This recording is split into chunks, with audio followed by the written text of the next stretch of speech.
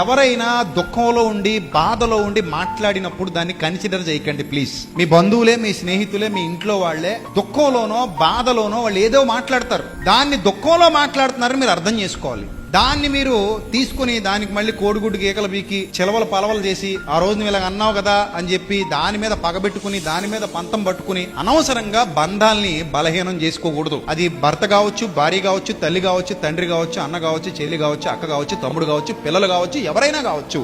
ఇంట్లో ఏదైనా ఒక బాధ వాళ్ళ హృదయంలో ఉన్నప్పుడు, దుఃఖం వాళ్ళ హృదయంలో ఉన్నప్పుడు ఆ దుఃఖంలో ఆ బాధలో ఏదో మాట్లాడతారు. కానీ తర్వాత మీరు సమయం ఇస్తే వాళ్ళే రియలైజ్ అవుతారు. వాళ్ళు రియలైజ్ అయ్యేంత వరకు మీరు ఓపిక పట్టాలి అంతే. దానికి మీరు బంధాలు బలహీనం చేసుకోకూడదు. దానికి మీరు బంధాలు విచ్ఛిన్నం చేసుకుని కోల్పోయి నీకు నాకు ఇంకా సంబంధం లేదు అన్నట్టుగా మీరు తయారు కాకూడదు. ఎందుకు యథార్థవంతులు బాధలో మాట్లాడేటప్పుడు వాళ్ళు బాధ కొద్దీ ఏదో ఒక మాట అన్నారు అంతే. అది నిజం కాదు. అది ఆ బాధ చల్లారిపోతే, ఆ బాధ తగ్గిపోతే వాళ్ళు మళ్ళీ మామూలు మనిషి అయిపోతారు.